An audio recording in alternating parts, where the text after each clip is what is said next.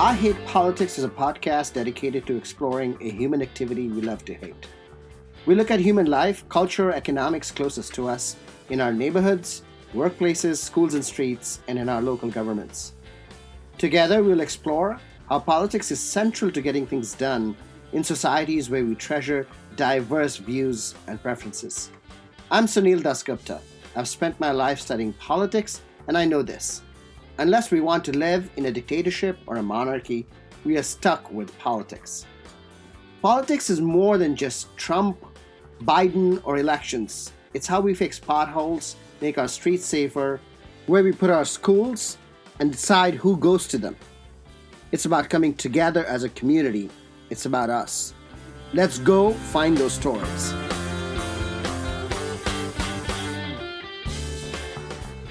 In this episode, we talked to Montgomery County Planning Board Chair Casey Anderson about the housing shortage in the county and in the Washington, D.C. region, and really a condition that inflicts most large metropolitan areas in the United States.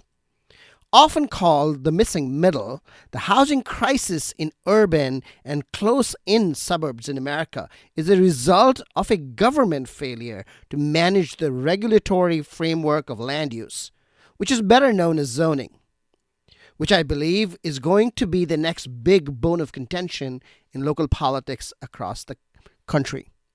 In Montgomery County, we have set aside roughly a third of our land for the agricultural reserve and declared it off limits for new housing development. We have designated another third of the land for single-family homes. And there's a mismatch between what our households look like now and the type of housing we produce, which is mostly single-family homes. And certainly, we are not producing enough housing. The results are these high prices and housing affordability concerns, as well as sprawl and the resulting demand for our roads, which all ends up in the single biggest global crisis of our time, climate change. But first, the news roundup.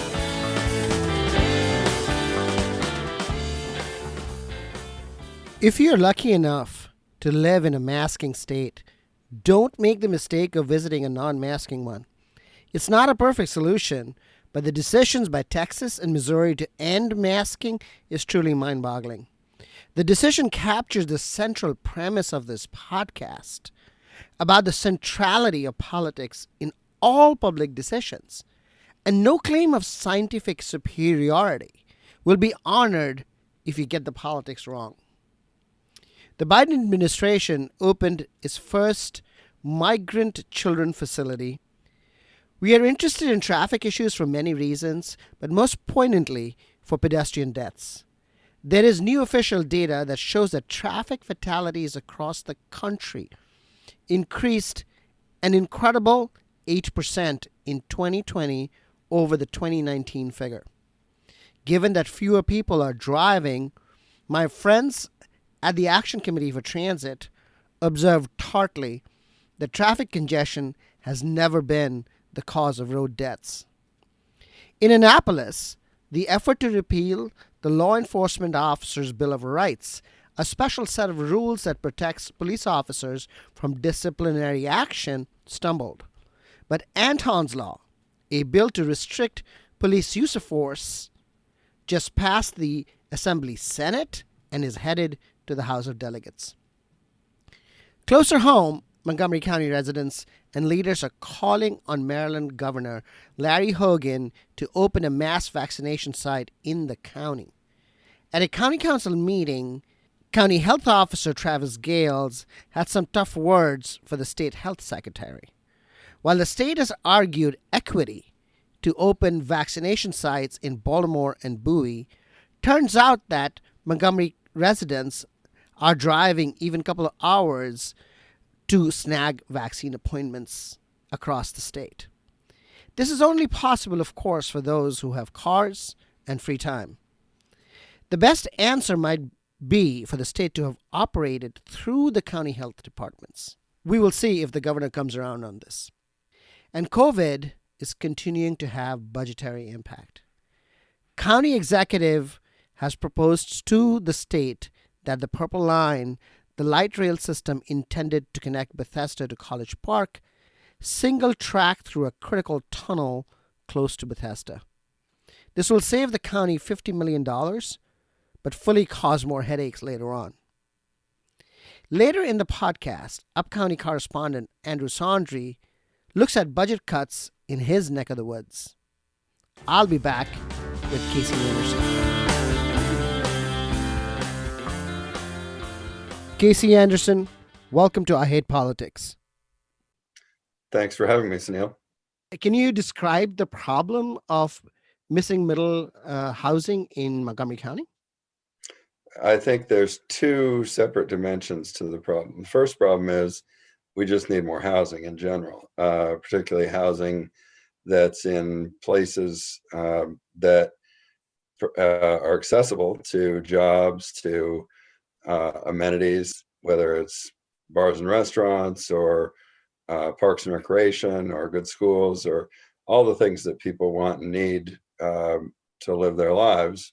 Right. And we're really not producing nearly enough housing. I know that's sort of a counterintuitive idea, but if you look at the numbers of housing units we've produced, we routinely produced in the 90s, as recently as the 90s, over 5,000 new housing units every year. And during the crash, that period of 2008, 2009, we bottomed out at below 1,000 units in 2009. That recovered a little bit to be more like 3,000 to 4,000 units in that period around 2012, 13, 14. But then there was a huge dip again. So by 2016, 17, we're back below 2,000 units a year. So really, maybe 40% of what we were getting in the mid 90s. And keep in mind that while all this is happening, populations continue to increase slowly but steadily. Right. We had weak wage growth, but we were adding jobs to the region and in Montgomery County. So if you're adding people, you're adding jobs, that's positive because that indicates that you're benefiting from an economically dynamic region and place, but not producing housing at anything like the rate that we would need to keep up. So the Council of Governments recently did a major study to try to assess how many housing units. Let me stop you for a sec. Council of Governments is the Regional Council of Governments in the Washington, D.C. area. That's right. It includes representatives from all the area jurisdictions. So COGS forecasters tried to basically estimate how many housing units we need to keep up with. Well, again, we're talking about assumptions of very slow, maybe even anemic population and job growth. So this is not assumptions based on the idea that we're going to attract another Amazon or something like that. Right. They forecast that really the region, our share of the regional total, we should really be producing at least close to 4,000 units a year. Probably, I think more like 5,000 units a year would be healthy because we have a lot of catching up to do after the past decade plus of very weak housing production. So however you slice it, we got to have more housing. And we have a relatively mature development pattern. You know, when the county was becoming a bedroom community of DC, and DC was growing into a international capital city as a result of the New Deal and the Second World War, and then the Cold War after that, we were in a position to accommodate, you know, a lot of greenfield development, a lot of farms being turned into subdivisions. Right. And now we're pretty much out of land. We do have some options. We could get rid of the ag reserve. I think that would be a bad idea for a whole variety of reasons. Right. But the point is, we need more housing, and we don't have nearly as many options about where to put it. And Right. I think that the problem of housing supply shortages, a lot of people are, I think, sympathetic to the needs of lower income people who struggle to find a place to live or struggle to afford the high price of housing. But and that's certainly an important dimension of this problem. But the other thing that I think a lot of people overlook is that housing shortages and the lack of suitable housing for people all across the spectrum of incomes is really an economic competitiveness problem. Because if you're an employer who wants to bring a life sciences, firm startup to Montgomery County or the DC region or a technology company, you have a handful of people, the CEO, the really highly paid people who are making, $400,000, $500,000, plus a year. Those people are going to be fine. They're going to find a place to live that's lovely and that meets their needs. But even the highest value add sectors of the economy are supported by a base of people who may be pretty well paid by most standards, but they're not making, $200,000, $300,000, $400,000 a year. They might be making $60,000 to $80,000 a year. And that's not only is that a perfectly respectable salary, but it's really, we have to be able to accommodate the needs of people who are not making astronomical amounts of money, not just to put a roof over their head, not just to make sure they're not homeless, but to make sure that they have housing that they find suits their needs. You said housing starts were up and now they're down, but there's a demand here. And ordinarily, if the market worked, the supply would grow to meet the demand. But it's not happening. Do you have an explanation for that? What is your hypothesis? Well, I think this is about the political economy of real estate development. When you have a place that has a mature development pattern, it's been developed, and the opportunity for adding more housing involves either redevelopment or infill. By definition, that involves building something in addition or bigger. So you're almost by definition going to raise someone's hackles because people grow accustomed to the way things are. They bought into a neighborhood because it was. But why is that a political condition. economy issue? Why is that a political economy issue? Why is that not just simple NIMBYism or whatever else you call it? Why? Well, Where is the supply because constriction? the supply, the pressure, the economic and political forces converge around pushing development outward. So that means there's significant political pressure not to build where there's already stuff and people, and there's economic pressure, or there are economic forces at work that make it easier in terms of cost to build where land is cheaper on the periphery. And the combination of those things tends to produce a sprawling pattern of development where you get people who are trying to commute from Gettysburg, Pennsylvania to Washington, D.C. We have a new zoning text amendment in front of county council right now that seeks to address some of this problem, right? That wants to bring some changes. What does it do? Can you tell us? Well, Councilmember Jawando has proposed a zoning text amendment that would allow, as I understand it, as many units as you can fit into a structure that would have been allowed as a single family house, you can build. So there are certain standards in the zoning code that govern how big a single family house can be. So there's setback requirements, how far from the street or from the lot line to either side of your house the structure can extend. There's height limits. There's various limitations. But let's say the lot coverage requirement in a particular zone is you can't cover more than a third of the lot. So if you have a 9,000 square foot lot, the footprint of the house can't be more than 3,000 square feet.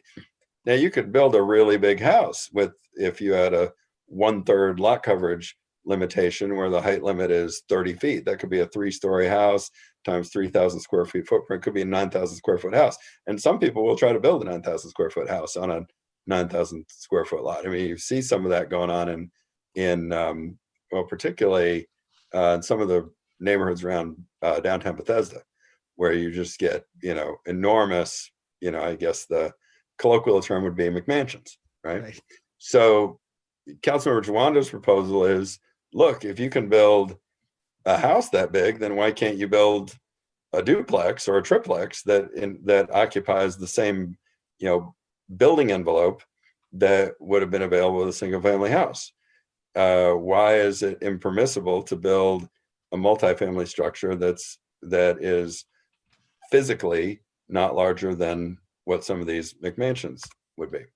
I want to come back though, before we get further into the specifics of what missing middle is about and the Jawanda proposal, to talk about another dimension of the problem, because it's not just about we need more housing. It's also we need different kinds of housing. And this is the most interesting thing I've learned, I think, in the last 2 or 3 years. So if you take nothing else away from this discussion, remember this. Okay. In 1960, about 7% of households in Montgomery County consisted of a single person living by themselves. The others were various types of family households or people living together, not necessarily related people. And it was about 60% of households consisted of married couples with children under the age of 18. So that would be the Leave It to Beaver family structure. By 2018, 25% of households in the county consisted of a single person living alone. And the percentage of those married couples with children, those households, were 28%, I believe, or 26%. So you have a drastic change. So you have a housing stock that's been built over time and a zoning regime, a land use regulatory system that assumes that most households are going to be that conventional Leave It to Beaver type of family. Correct. But that's not what we have. Correct. We have proportionally 3.5 times the percentage of households that we did in 1960 consist of one person living by themselves. Councilmember Jawando's bill then addresses exactly that problem and allows smaller units to be built, right? Is that correct? Yes, that's right. And I would add, by the way, it gets even worse, because not only we've got this very dramatic shift in household formation, household sizes, but while that's going on, the zoning code and our approach to land use is not really changing over time to reflect that change. So we have about over 35% of the land area of the county is zoned for single family detached houses. Now, again, you could have a single family detached house that's suitable for a single person, but generally speaking, that type of building, that type of housing is better suited to multiple bedrooms, families, etc. And yet we don't have much land at all available for multifamily housing. It's less than 3% of the land is zoned for mixed use and high-rise residential, that sort of thing. So there are some exceptions there. Various accommodations have been made over time for townhouses in certain locations. But in general, we have zoned vast swaths of the county exclusively for single family houses, and you can't build really anything else. And a very small part of the county for multifamily housing. And the consequence of that is, even as households are getting smaller, single family houses are getting bigger. That's right. And it's not because real estate developers are have it in for single people. It's because if you have no choice, if the law says you can't do anything with this land other than build single family houses on big lots, then you're going to build the biggest, most expensive single family house that you can sell. So it's not surprising that the average gross floor area of a single family house in the 50s in Montgomery County was 1,567 square feet, a little over 1,500 square feet. By the 2010s, last decade, it was 3,700 square feet. There are about 18,000 older adult households in Montgomery County that have more bedrooms than people living in them. And, some people like to have a spare bedroom for when, the kids come back home from college, or you want a home office or something like that. But I think you can see it pretty readily that we have a very large mismatch. There's a mismatch between not just the number of housing units we have and the number of people that want a house or a place to live, but between the types of households that people are forming and the types of housing we have available, even if they can afford it. We have a housing shortage, we have a housing mismatch, and Councilmember Joando has introduced a zoning text amendment that begins to take the first steps to address the problem. But also the council is Andrew Friedson, who has said that he wants to have this discussion only as part of the discussion on the general plan, which is due soon. How does the general plan address the missing middle? Yeah, maybe we should back up and just explain for benefit of those who are uninitiated, what is the general plan? The general plan is a plan for other plans. It's a framework Thank you. for other plans. And we haven't written a new general plan since 1964. So that'll give you some sense of this is it's a meta plan. Right? It's called Thrive 2050. And that will replace the old general plan, which is known as the Wedges and Corridors plan. We're updating that plan. And I think what Councilmember Friedson and a number of other people are saying is, look, the general plan of 1964 is outdated, and it says a lot of things that I think everybody would agree are just not in sync with, some of that demographic change that I was talking about household sizes. Obviously, in 1964, they could never have anticipated that a quarter of all the households would be one person living by themselves. Sure. So the general plan says a bunch of things like, we must preserve single family zoning and establish neighborhoods at all costs. And, that was a perfectly reasonable thing to say in 1964. Today, maybe not so much. So I think what Councilmember Friedson is suggesting is, look, there's a way to do this that is principled, that first starts with the general concept of we really need to revise the high level principles that we're using to guide our land use regulation. And then we can talk about the specifics. The general plan update, Thrive 2050, is not going to resolve the question of how many units you can put on a 9,000 square foot lot in a residential zone. It will talk in general terms about the need to introduce different housing types, to have some way to allow neighborhoods to evolve organically over time to accommodate a little bit more intensity of development. And then the specifics or implementation of that will take place over a period of months and years. And I think nobody, including Andrew Friedson, is suggesting that we should wait years and years to get around to the question of how do you implement missing middle. We're just saying the planning board is about to deliver its draft of the new general plan to the county council next month, and the county council will take it up over the next couple months after that, and then, God willing, they will approve it and we'll be done with that task, and then we can move quickly to the question of, well, how do you go about implementing it? And so that's where Councilmember Joando's proposal, and there's other ways to slice this missing middle problem. Will Joando, I think, was definitely ahead of the game in pointing out we have these giant houses. Why is it that you can have a giant house and you can't have the same, size building that holds 2 or 3 or 4 or 5 units? That's not the only way to do missing middle. It's not the only issue to be resolved. for example, one issue that's not really addressed in Councilmember Jawanda's proposal is, what about off-street parking?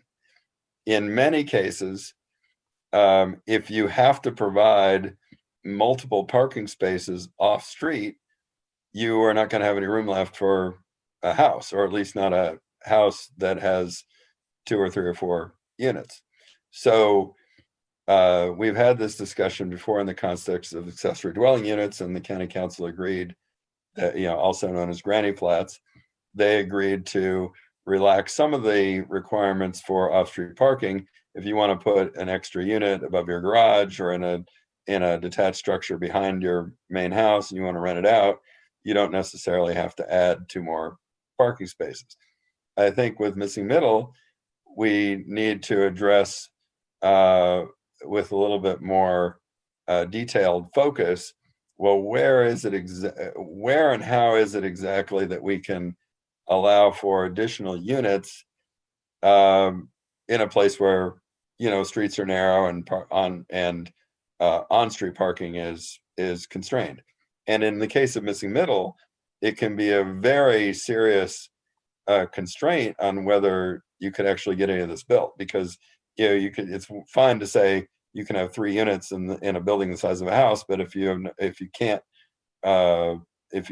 build it without providing 6 more parking spaces on the lot, you're either going to wind up paving the entire yard, which we don't want to see, right, or you're going to have some serious issues with the economics and practicality of building that. How would you like it to change from what to what?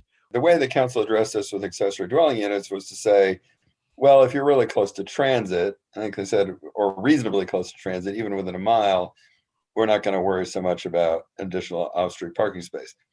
I think that what I'd suggested at the time, and they didn't take me up on it, but I think I'm going to revive this idea, is that it's not just, are you close to transit? It's also, can we objectively measure whether there's on-street parking available? So, some people came in and said, oh, my street is only, 17 feet wide. It's barely wide enough to park on one side of the street. And I've got, you can barely, drive through the street because people are having to basically, park with their tire right up there against the sidewalk just to give people room to get through. And if there's only parking on one side of the street, then the houses on both sides, if they've got an extra car, may be parking up the block. Well, okay, I think that's true in some cases, but in most cases it's not. I mean, I've been to neighborhoods where the streets, 50 or 60 feet wide, and every house is on a big lot, so they've got plenty of frontage. And so there's got to be a way to objectively evaluate whether or not there's sufficient on-street parking.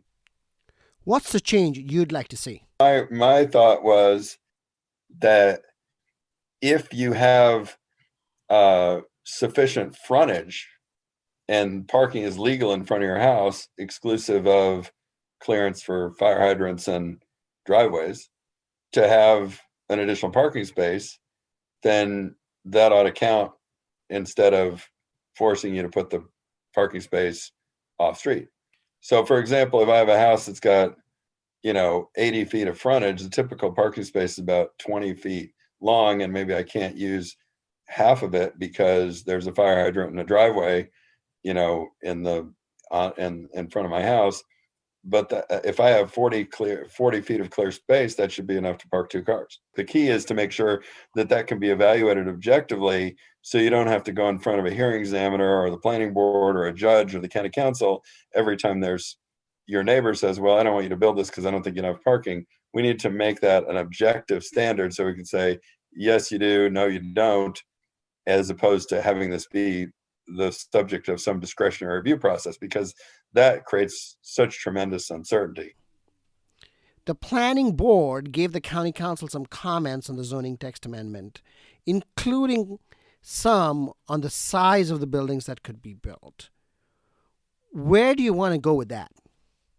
My thought is that a number of other issues have to be addressed in this. It's not just about what lot size and parking and how big can the structure be. It's also questions like, well, if you assembled more than one lot, should that give you the opportunity to build something bigger? Like maybe you might say, look, if you've got a 6,000 square foot lot, we don't really think it's reasonable to build a, you know, 3-story apartment building with a footprint of, 2,000 square feet with, 10 units in it. Hmm. But if you bought 2 or 3 lots in a row, maybe a 10-unit building is not unreasonable, depending on its height and its massing and how, other factors that may make it, uh, coexist harmoniously with its surroundings. So these are the kinds of questions that I think, Councilmember Jawando didn't really get into, and I think his intention was just to start this discussion, and in that he's been successful. But the point is not that there's one right way to do it, but just that there's different ways to approach this.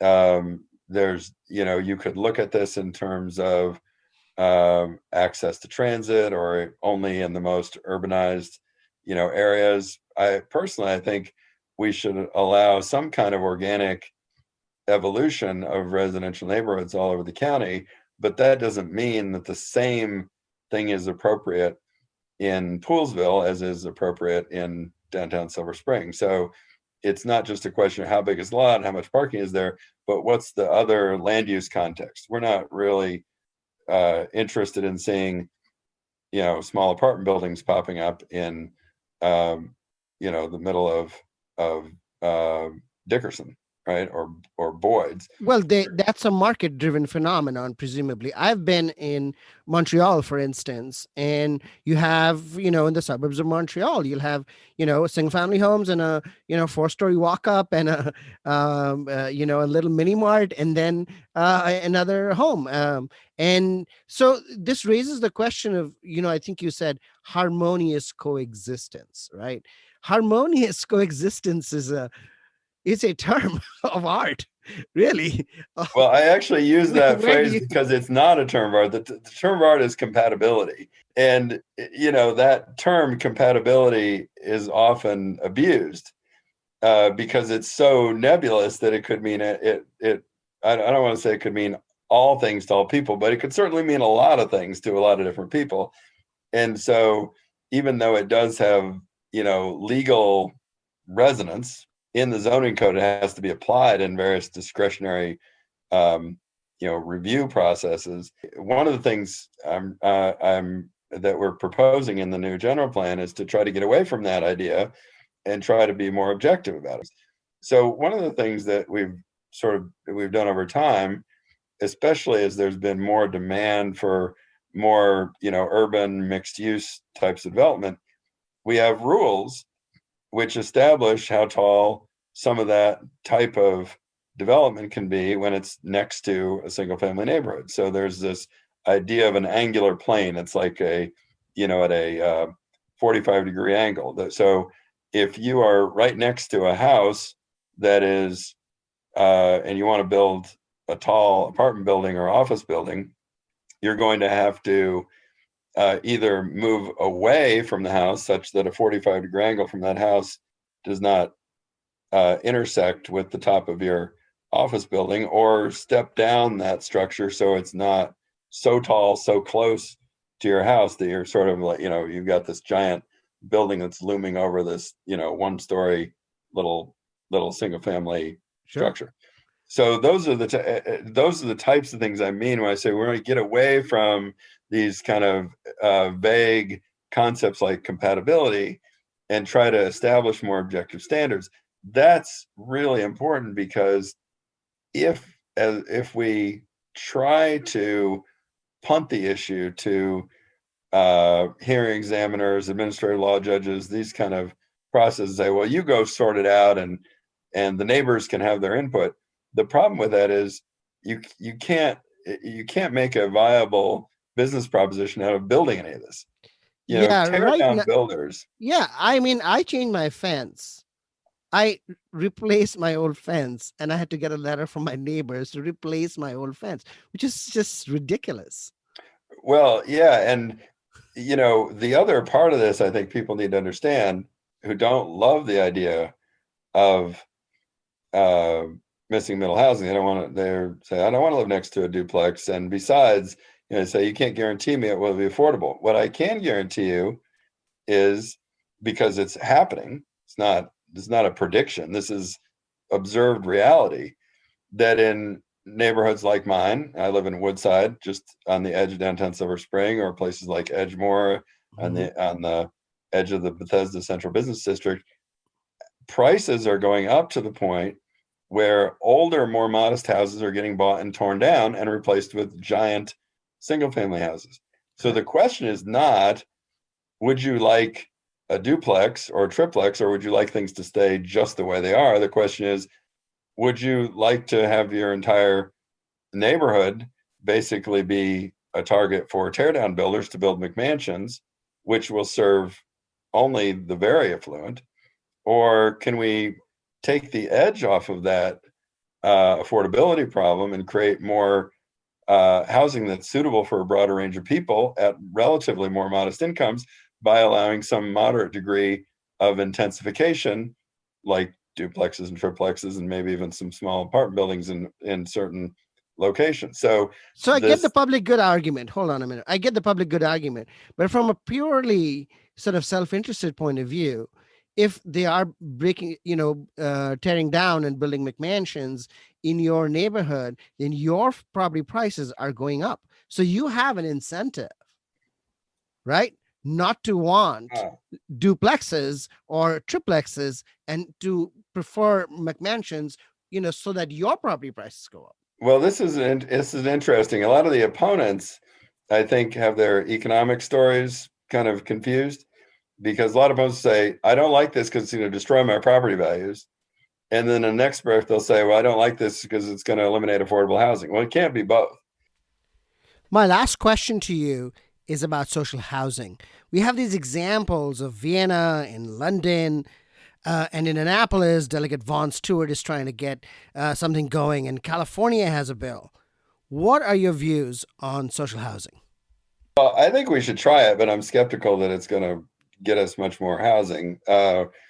University of Maryland hosted a group of experts from Vienna about a year and a half ago that I attended, and they described how Vienna has produced social housing, and this is sort of showcased as, a great example of how this can be done. Sure. And it became clear over the course of these conversations during this workshop that Vienna spends roughly twice as much as Montgomery County does. Now, I'm not saying we shouldn't do it. In fact, I think we should probably try it, at least on some limited basis.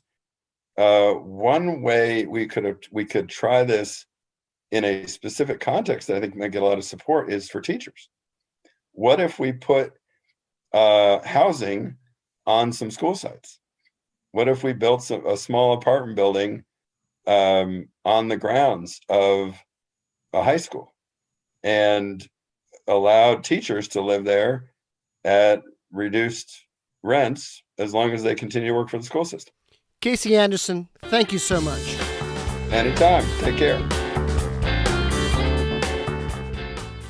What lessons should we draw from my conversation with Casey Anderson? The housing shortage we have today is an artifact of political decisions made before and immediately after World War II about how new suburbs were built across America that were intended to exclude non-white people and to both subsidize single-family homes at the cost of multifamily apartment buildings.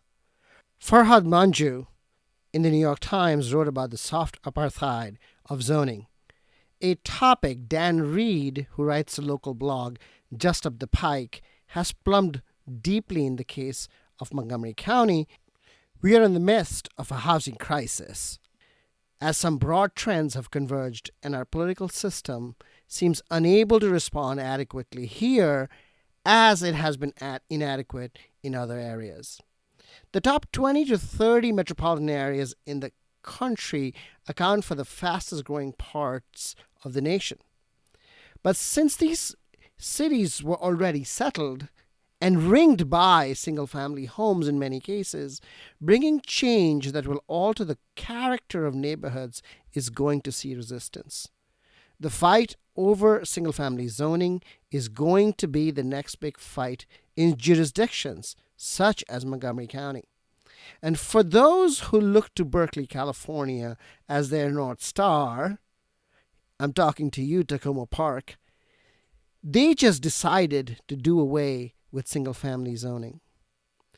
The political economy of real estate development in the county has led to a situation where only 40% of the estimated demand for new housing is being met.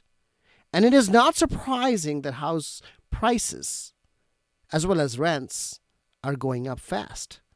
Unless the supply situation is addressed, it is unlikely that rent control will work. The takeaway from Casey's point of view is that Montgomery County has seen a dramatic change in what constitutes households. The leave it to beaver family of mom, dad, and 2 kids has become a minority in the county, but our regulatory structure is still stuck in the past. Before I end this segment, let me say this. As chair of the County Planning Board, Casey Anderson is not an elected official. He is appointed, and he describes himself, at least on Twitter, as a low-key technocrat. But he will be the first one to acknowledge that his job, his approach, and his methodology are political. Casey told me he came to I Hate Politics for the Joe Rogan experience. We were going to talk for 3 or 4 hours until we were done, right? Alas, the interview lasted just over 1 hour, and then I had to cut it back to less than 35 minutes, you heard. I cut a lot out that I wish I had kept. I'll be back with Andrew Saundry, who's Upcounty. Hey Andrew, how are things going up county? Great, thanks for asking. This week, I'd like to talk about budgeting, specifically how we do or don't get spending for various infrastructure projects, roads, schools, public transit, the whole thing, because that's all taken a huge hit from the COVID-induced recession. What cuts are you seeing up county? There's a delay in the completion of the Observation Drive between Germantown and Clarksburg. This is the final phase of that road that would connect the existing portion of Observation Drive near Waters Discovery Lane in Germantown with an extended Little Seneca Parkway out in Clarksburg, where there's a lot of new housing that's gone up in recent years. The Capital Improvement Program budget was released by the County Executive's Office back in February, and it pushed back the start time for that extension from fiscal year 2022 to fiscal year 2025. With the actual physical construction not starting until after 2026, which is a massive delay for a project that's been on the Clarksburg Master Plan since 1994. And it's nominally attributed to the budget shortfall as a result of COVID. How is the county council responding to this? The council actually debated this specific delay with in the Transportation and Environment Committee last week, with the members of that committee all pretty much unanimously agreeing that they want to keep the project on schedule and begin the planning phase as soon as humanly possible. What became increasingly clear to me, though, as I was looking through old budgets, is that the reason that the Upcounty got so few delays in terms of their projects was that there just weren't that many projects to begin with. So this is all a backhanded insult to Upcounty? In a way, it seems to me more that the big story here is not what's noted as delayed in the CIP, but what isn't there at all, or is there but doesn't really have a timeline, or the real kind of funding that it needs to begin. A lot of these projects that were included in early master plans or have been pushed by the community for decades, but never seem to make it that far. The Clarksburg Town Center, for example, the monorail to Frederick, which was in the Washington Post this morning, of course, the M83 Mid-County Highway, which I know is controversial, but a third of the county's population lives up here. 2 of the 3 most diverse cities in the entire United States are in the Upcounty. And we're growing at a rate that's unmatched by any other part of the county. And yet it seems to take decades to get any projects that locals are advocating for, from a master or sector plan to a budget to actually being built. I hear you. So some of these projects are highways and others are transit. How do you balance between them? Yeah, that one's complicated. And I'll be honest, I don't know the perfect balance between roads and public transportation, although I do know that there's always going to be some combination thereof. And I think everybody sort of agrees that in the specific context of the Upcounty, there'll be some combination thereof. One of the greatest frustrations to residents, though, is that we're just not getting much of anything. We're not getting either, really. The county exec has these budget town halls every year before putting together the CIP. But so few of the projects that are pitched by Upcounty residents actually make it into that final budget. I think it's why so many of us who live up here feel so slighted a lot of the time. Well, isn't the problem that Upcounty doesn't vote in large enough numbers like Down County? It's definitely a problem, but it's not the only problem. There's a lot of factors at play here, and I'd like to point out that we actually had huge turnout in the 2020 election. A lot of people were motivated by then President Trump, but also we had two local initiatives on the ballot that a lot of people had strong feelings about regarding whether or not we should have 9 single-member districts or 7 districts and 4 at-large. But I think that issue drove a lot of people to the polls as well. Well, Andrew, let's set aside some time to talk about 9 districts in a later episode. Gladly. I look forward to that. Thanks, Andrew. You can reach Andrew with story ideas about Upcounty at saundry.andrew@gmail.com or on Twitter at Andrew Saundry. Saundry is like laundry with an S. I want to thank the guys at Ed's Not Dead podcast for pointing me to this journey into podcasting, and AJ Campbell for early help, including making the logo art. Our music comes from the local band Soul Witness. I'm very much looking forward to showcasing local talent and especially local music students on the podcast. If you want to share your music on the show or know someone who might want to do it, please email us at ihppod@gmail.com or reach out on Twitter at IHPpod. I hope you will subscribe and share the podcast as we bring you stories about politics close to you and your home. See you next time.